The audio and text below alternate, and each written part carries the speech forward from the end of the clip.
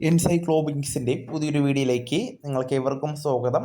ഈ വീഡിയോയിലൂടെ നിങ്ങളുമായി ഷെയർ ചെയ്യുന്നത് പ്രധാനമന്ത്രി ആവാസ് യോജനയുമായി ബന്ധപ്പെടുത്തിയുള്ള വിവരങ്ങളാണ് ഉൾപ്പെടുത്തിയിട്ടുള്ളത്. നമ്മുടെ വീഡിയോസ് ആദ്യമായി കാണുന്ന സുഹൃത്തുക്കളാണെങ്കിൽ ആദ്യമേ തന്നെ ചാനലൊന്ന് സബ്സ്ക്രൈബ് ചെയ്യുക.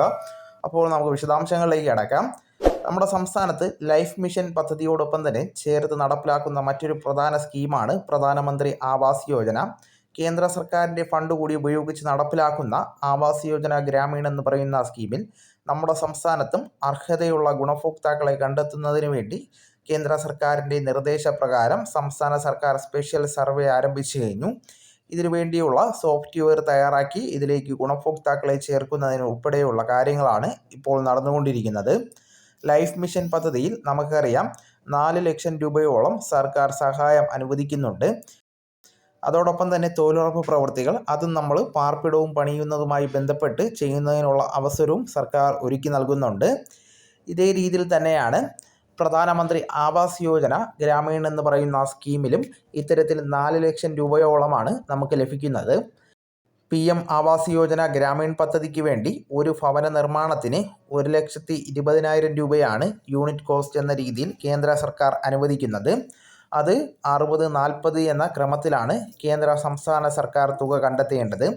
അതായത് 72,000 രൂപ കേന്ദ്ര സർക്കാർ നൽകുന്നു, 48,000 രൂപ സംസ്ഥാന സർക്കാർ വേണം കണ്ടെത്തുന്നത്. എന്നാൽ ഈ തുകയ്ക്ക് നമ്മുടെ സംസ്ഥാനത്തൊരു പാർപ്പിടം പണിയുവാൻ സാധിക്കുന്നതല്ല. അതുകൊണ്ട് തന്നെയാണ് ബാക്കി ശേഷിക്കുന്ന 2,80,000 രൂപ അതത് ത്രിതല പഞ്ചായത്തുകൾ മുടക്കേണ്ടതുണ്ട്. അതായത് ജില്ലാ പഞ്ചായത്ത്, ബ്ലോക്ക് പഞ്ചായത്ത്, ഗ്രാമപഞ്ചായത്ത് എന്നിങ്ങനെ 3 തലങ്ങളിൽ നിശ്ചിത തുക വീതം കണ്ടെത്തേണ്ടതായിട്ടുണ്ട്. ഓരോ വീടിനും വേണ്ടിയും അനുവദിക്കേണ്ടതായിട്ടുണ്ട്. ഇപ്പോൾ ഏറ്റവും പുതിയ റിപ്പോർട്ടുകൾ പ്രകാരം നമ്മുടെ സംസ്ഥാനത്ത് ലഭ്യമാകുന്ന പാർപ്പിടങ്ങളുടെ എണ്ണം കേന്ദ്ര സർക്കാർ ഉയർത്തിയിട്ടുണ്ട്. നിലവിൽ 2 ലക്ഷത്തിന് മുകളിൽ പാർപ്പിടങ്ങളാണ് നമ്മുടെ സംസ്ഥാനത്തേക്ക് ഇപ്പോൾ അനുവദിച്ചിട്ടുള്ളത്. അതിനുവേണ്ട ഗുണഭോക്താക്കളെ കണ്ടെത്തുന്നതിന് വേണ്ടി സംസ്ഥാനത്ത് സർക്കാരിന് വേണ്ടി ഏറ്റവും പുതിയ നിർദ്ദേശങ്ങൾ നൽകുകയും കേന്ദ്ര സർക്കാർ ചെയ്തിട്ടുണ്ട്. അപ്പോൾ നമ്മുടെ സംസ്ഥാനത്ത് ഇതിൻ്റെ ലിസ്റ്റ് തയ്യാറാക്കുന്നതും അപേക്ഷാ ഫോം വിതരണം ചെയ്ത് ഗുണഭോക്താക്കളെ കണ്ടെത്തുന്നതിന് വേണ്ടിയുള്ള ശ്രമമായിരുന്നു ആദ്യഘട്ടത്തിൽ നടന്നിരുന്നത്. എന്നാൽ അത് പിന്നീട് മാറ്റുകയും ഇപ്പോൾ ലൈഫ് മിഷൻ ലിസ്റ്റിൽ ഉൾപ്പെട്ടിട്ടുള്ള ഗുണഭോക്താക്കളിൽ നിന്ന് ഇവരിൽ അർഹതയുള്ളവരെ കണ്ടെത്തുകയുമാണ് ചെയ്യുന്നത്. വിവിധ മേഖലകളിൽ ഇതിനെതിരെ പ്രതിഷേധം ഉയർന്നു വന്നിട്ടുണ്ട്. ഏറ്റവും അവസാനമായിട്ട് ലൈഫ് മിഷനിൽ അപേക്ഷ സ്വീകരിച്ചത് 2020-ലാണ്. എന്നാൽ അതിനുശേഷവും അപേക്ഷ വയ്ക്കാൻ അർഹതയുള്ള ഒരുപാട് വ്യക്തികളുണ്ട്. അപ്പോൾ ഈ ഒരു അവസരം അവർക്ക് നഷ്ടമാകും.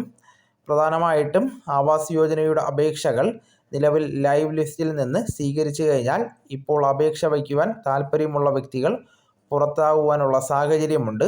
അതുകൊണ്ട് ഇതിൻ്റെ വിവിധ മേഖലകളിൽ പ്രതിഷേധമുണ്ട്. ചില മേഖലകളിൽ അപേക്ഷ സ്വീകരിക്കുന്നുമുണ്ട്.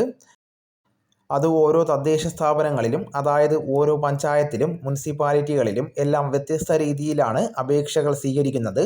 പരമാവധി ഭൂരിഭാഗം വരുന്ന ഇത്തരത്തിൽ തദ്ദേശ സ്ഥാപനങ്ങളിലും ലൈഫ് ലിസ്റ്റിൽ നിന്ന് അർഹതയുള്ള ഗുണഭോക്താക്കളുണ്ട്. ലിസ്റ്റിൽ ഉൾപ്പെട്ടവർ അപ്പോൾ അവർക്ക് ആവാസ് യോജനയുടെ പാർപ്പിടങ്ങൾ നൽകുകയാണ് ചെയ്യുന്നത്. ഇതും ലൈഫ് മിഷൻ പദ്ധതി പോലെ തന്നെ എഗ്രിമെൻ്റ് വെച്ച് നിശ്ചിത ഗഡുക്കളായിട്ട് തുക വിതരണം ചെയ്ത് പാർപ്പിടം പൂർത്തീകരിക്കുവാനുള്ള രീതിയിൽ തന്നെയാണ് ഇതിൻ്റെ ക്രമീകരണങ്ങൾ നടന്നു വരുന്നത്.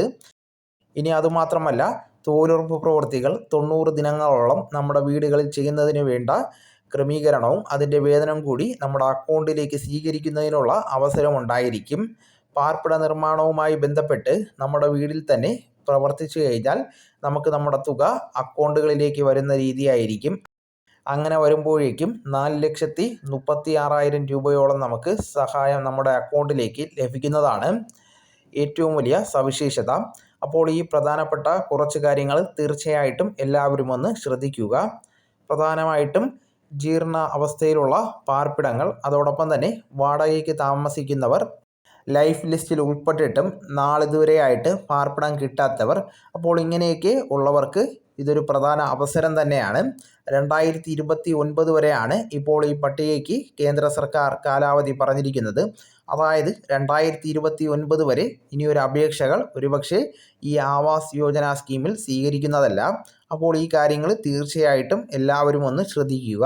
അപ്പോൾ ഈ ഒരു പദ്ധതിയെ പറ്റിയുള്ള മറ്റ് വിശദാംശങ്ങളെല്ലാം തന്നെ നമ്മുടെ തദ്ദേശ സ്ഥാപനങ്ങളിൽ അന്വേഷിച്ചാൽ അറിയുവാൻ സാധിക്കുന്നതാണ്.